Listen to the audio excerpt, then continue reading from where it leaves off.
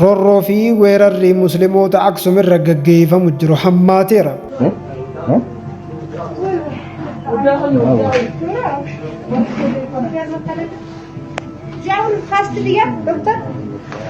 Odeeffannoo amma nu gaheen gareen apartaayidii jedhamtu magaalaa Aksum keessatti musliimoota irratti weerara hamaa raawwachuun isaanii himameeti jira.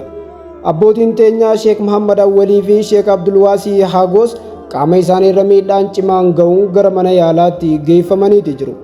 Magaalaa Aksum keessatti musliimoota iddoo shuuq yookiin Anwaar jedhamuun beekamu keessa kireeffatanii achi keessa du'aa'ii godhaa turan irratti weerarri raawwatameera.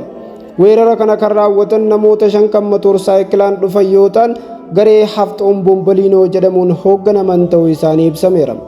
Namoonni kunneen duraanis bara 2018 maallaqni isaaniif kaffalamuun jeequmsa uumaa kan turan warreen hamoo keessaa ta'uun isaanii mirkanaa'eera. Gochaa kana keessatti Sheek Muhammad Awwalii fi obboleessa keenya Abdulwaasii dabalatee namoonni 2 miidhaan qaamaa cimaan irra ga'e yeroo ammaan tana yaala irratti argaman. Miidhaan musliimoota Aksum irratti raawwatamaa jiru guyyaa irraa gara guyyaa dabalaa jiraatus hanga ammaatti mootummaa magaalaa fi mootummaa naannoo irraa deebiin ifaa yookaan eegumsi nageenyaa hin kennamne. Callisuun mootummaa kun hawaasa musliimoota Aksum balaa fi sodaa guddaaf saaxileeti jira. Musliimoonni addunyaa irratti argamtan hundinuu musliimoota Aksum keessatti argaman du'aa'ii keessanii yaadaddaa isiniin jennam. Musliimoonni Aksum keessatti argaman akkuma warra Palestine yeroo hundaa'u imimmaan isaanii hin qorre.